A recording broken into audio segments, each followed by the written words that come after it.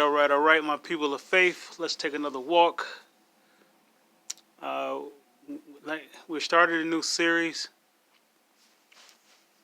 Knowing Jesus in Spirit and in Truth, which is to say there are going to be many people going to come in the name of Jesus.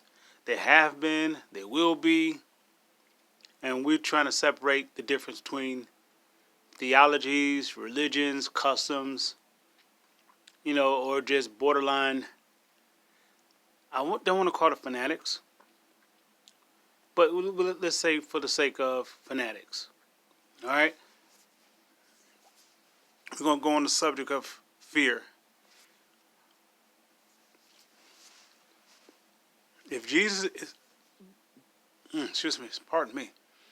If Jesus is Jesus, or if Jesus is going to be Jesus, he will have to show undisputed evidence that he is everything we heard about that he could live up to, right? Excuse me. Many going to come in his name saying Jesus delivered them. Jesus set them free. Jesus wants you to be blessed. How are you going to be blessed if you do this? Or the scripture says that, or that says this. There's so many different avenues that there has been a deceptive spirit over time that has been passed on since Christ left the earth. Basically to defraud his name or to bring some forth of disbelief. It matters if you believe in him or not for the sake of the individual, not for anybody else. If I believe in Jesus or not, it doesn't mean anything to you. You can benefit from that belief, though. But what Jesus would like for the individual is for them to see him and know him for themselves. He wants them to see if he's real or not. This is something that no custom, no tradition, regardless if it's the past or anything that's new, that's forming, or that's new, that's developing, that can try to influence you or sway you to believe that Jesus is Lord. Or, we have seen so much, we have heard so much stuff. But the only way for you to know if he's real or not is for if he exposed himself to you or not. It's easy to say something is not real if you've never experienced it. Oh, I don't believe in that stuff. Well, have you experienced it? Oh, well, no. Well, then how can you say it's not real? The only proof and evidence that you have that if it's real or not, if you experienced it. Bottom line. So we're on the subject of fear. Well, Jesus, when Jesus was on the earth, his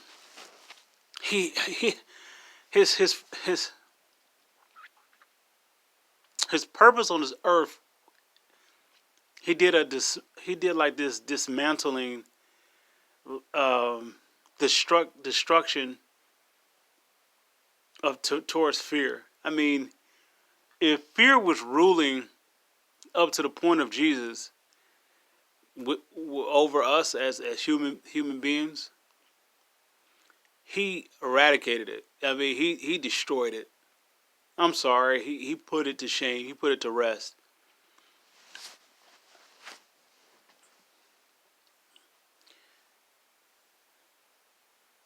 Fear has the position. Let me say it this way. Fear has a limitation. I don't know if anybody ever told you that, but fear has a limitation. One, fear can't hurt you. It only can have you, it can only do its best to convince you to believe that you could be afraid of it. But fear itself can't hurt you. And number two, fear has an end point where it can't go any further than this destination. The destination that as far as it can go is for you to question, what would you do if something don't succeed, if something fails, or if it doesn't work out your way, what do you do? Or if someone that you love leaves you, or something of severity is like the worst. The worst situation that can happen of a situation is the furthest that fear can take you. That's why it presents and proposes this question: what are you going to do? Because as far as it can take you, that's as far as it can show you within your soul, within your mind, will, emotion, intellect, and imagination. That's as far as it can take you. All fear has is for you to grab that thought, that question, and for you to meditate on it, which is to think on it. And if you think on it, it grows. And it grows so large that you would think fear is impossible to defeat, to face, and basically eradicate. You become afraid. Not that it can hurt you, you're just afraid to stand up to it. The greatest success that most people will have, I'm going to say, let me just say it generalized. The greatest success that any person will have is not the actual victory. Well, let me change that. The greatest success that any person can have or will have is the victory in facing their fear or facing the fear. If someone said that if there was a thought that said you couldn't read, or if there's a thought that said that you couldn't get in an airplane, the greatest success that you ever have in those situations is to face that fear. By facing those fears, regardless what happens, regardless if you fail, which is this is how far fear can take it. It will have you to think on, what if it don't work out? What if you get on the plane and it crash?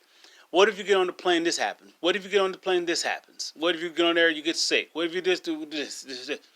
That's as far as fear can take you if you gave the thought, or you gave into the thought of being afraid to fly. It only goes so far. What if? That's as far as it can go. That fear can't hurt you. It can't hurt you. It can't physically or spiritually hurt you.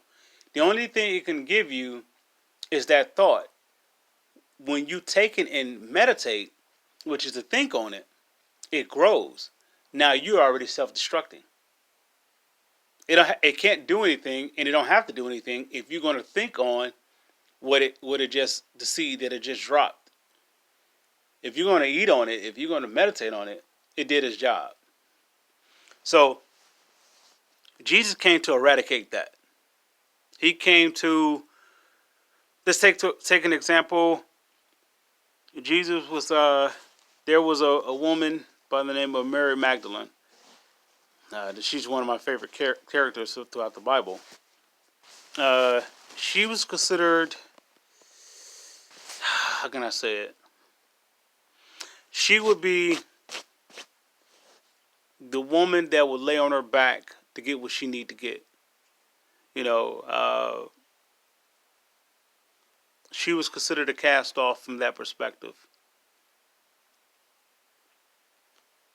She probably didn't have a husband and all that. She probably, who knows her really backstory of if she had a broken home or whatnot, or if her heart was broken. I just know the story, or the story reads, she is just caught in the act of adultery, which means she was sleeping with somebody else's husband. But she could have been doing it for money, whatever the reason, who knows. But during that time, it was considered lawful for any person got caught in the act of that was sentenced to being stoned to death.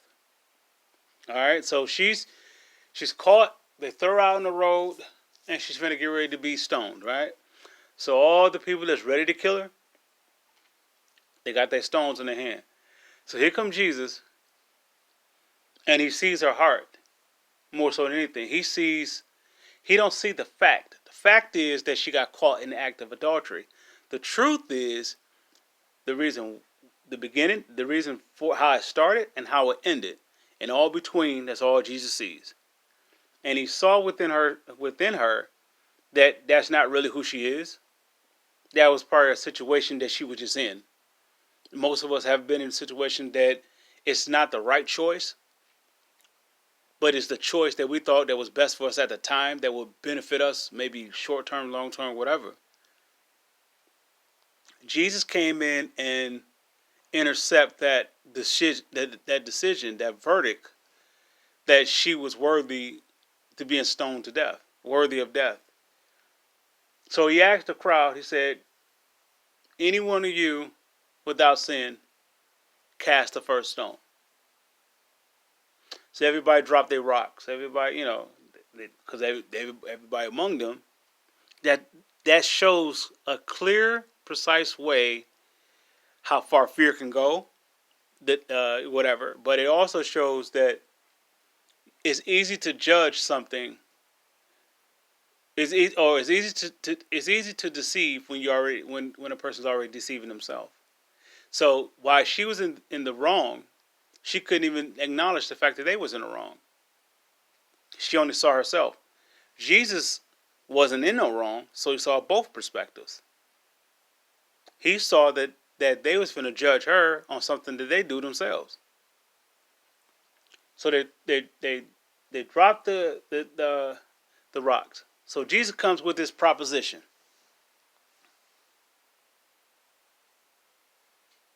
Sin no more. Go your way. No. I'm sorry, I went too fast. He said, who stand before you now? Who's your accuser now? Who can honestly, judge you now? Who can do that to you now? And this is why Jesus came. For the person who want to know Jesus in truth, this is why he came, to set us free from this. There's a lot of stuff that goes around us, regardless of our background. And a lot of us have been up under a really toxic household situations or broken homes and whatever. We have been through some stuff. We saw some stuff. And when we went to church or we went to people who were of faith or that were spiritual, we was looking for a way that wasn't going to put us further into fear, but away from fear. But give us hope. Give us the stuff that we never had, or the stuff that was stolen from us. We wanted that back.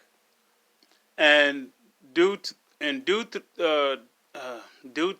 through the misrepresentation of Jesus and people walking in his name, coming in his name, and they use it as Satan used them as to get personal glorification, validations and stuff like that. The individual never got a chance to see Jesus at his true power. And his power is there to come to separate us from the accuser, the one that's trying to, the fear. A lot of us, based upon our past, we weren't able to do something that we, say like, for example, if we work in a 9 to 5, but the 9 to 5 is not paying us our just due.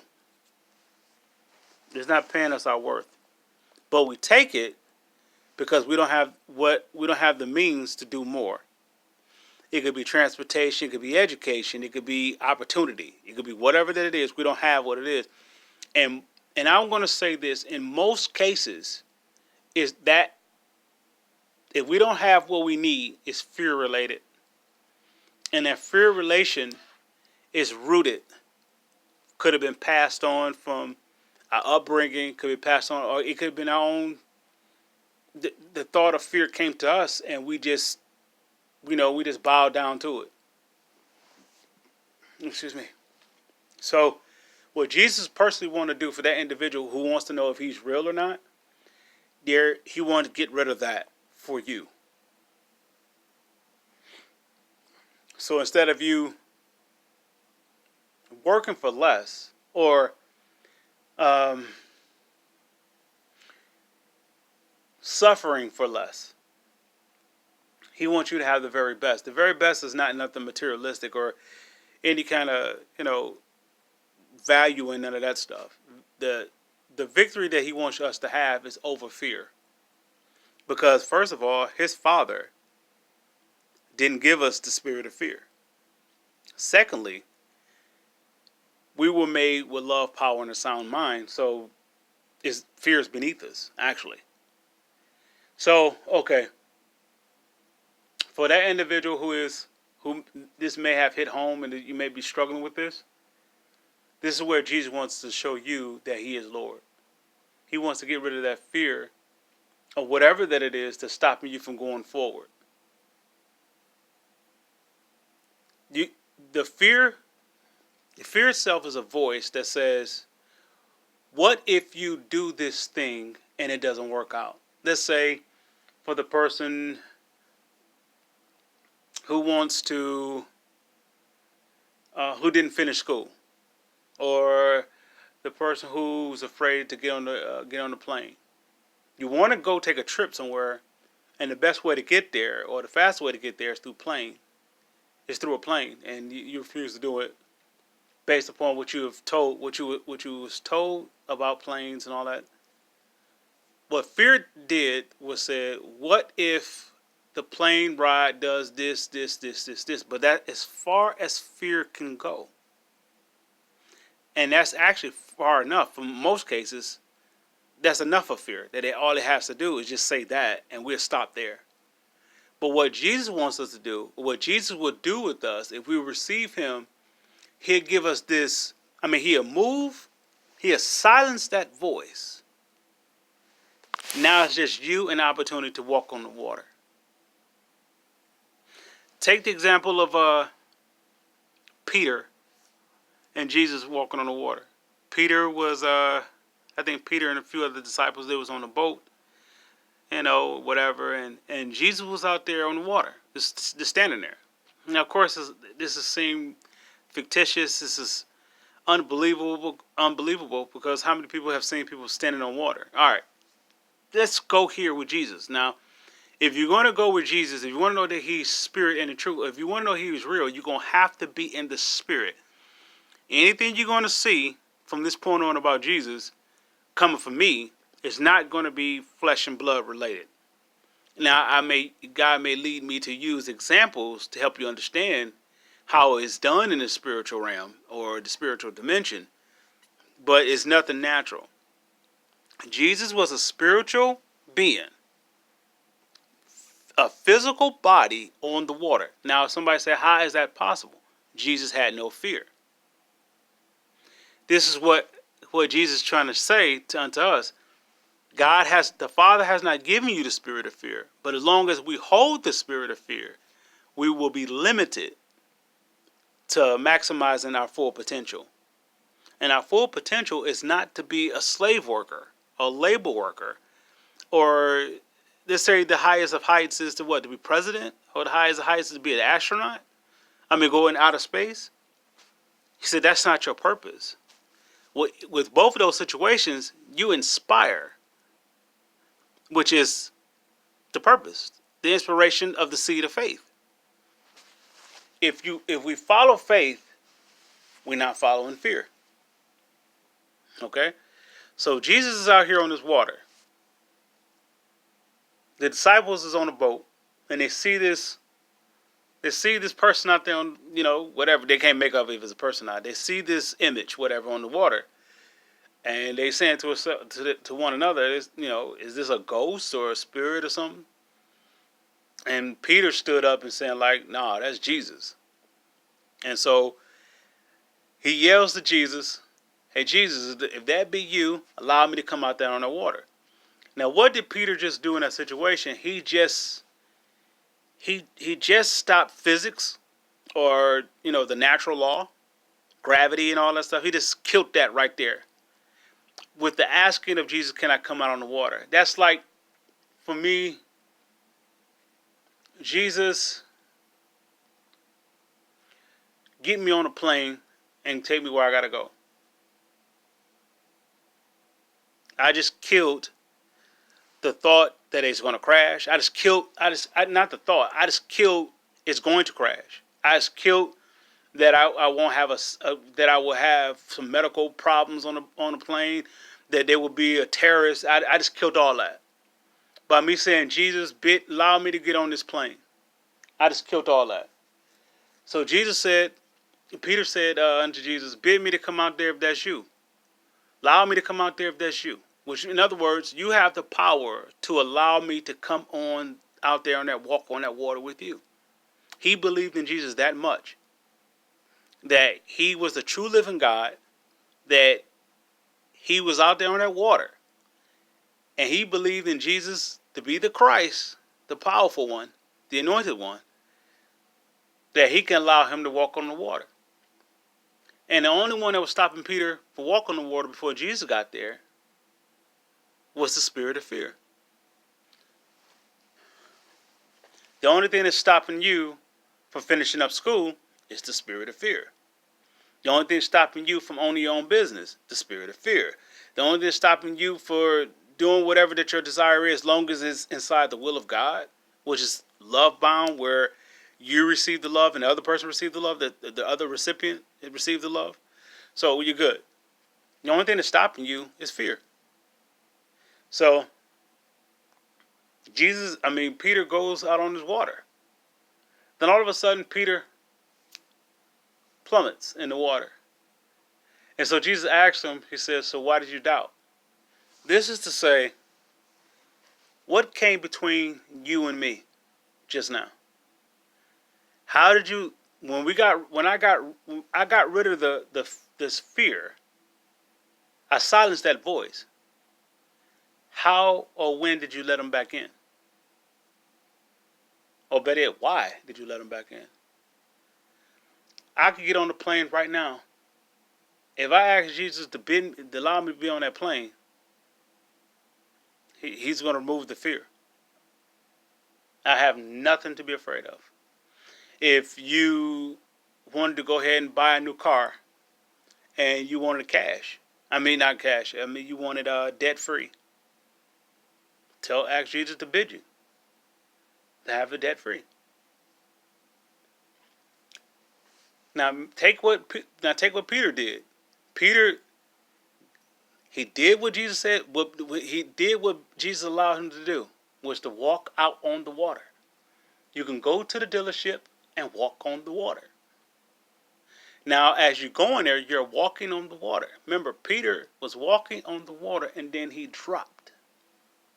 This is like me going to the airport. I'm walking on the water, which means I'm walking in the belief that Jesus got me.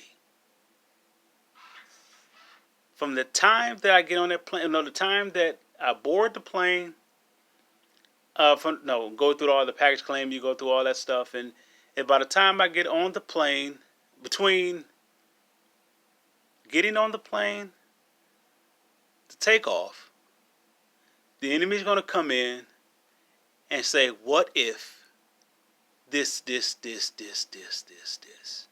It's a guarantee.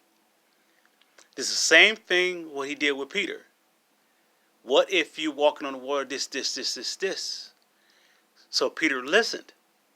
And next you know, he is submerged in the water. He's in the water now. He's not walking on it. He's under the water. Now he's saying, Jesus, help me. And Jesus asked him, when did you doubt? Or why did you doubt? Same thing goes for us. Whatever that we ask God to bid us to do, his grace is sufficient to get it done. It's done. The moment we ask him, we are in his, long as what we asking for is up in his will. It's up under his will. The will of God is always through love, joy, and peace and righteousness. It will always be up under that. Now, if you're going to ask God for some stuff that's not up under his love, up under his joy, up under his peace, or up under his righteousness, and it's not going to happen. Satan is more than gladly to oblige your asking. He is more than willing to set you up for what you asked for. All right, my people of faith, you are the blessed. Let's be the blessing. Let's keep walking.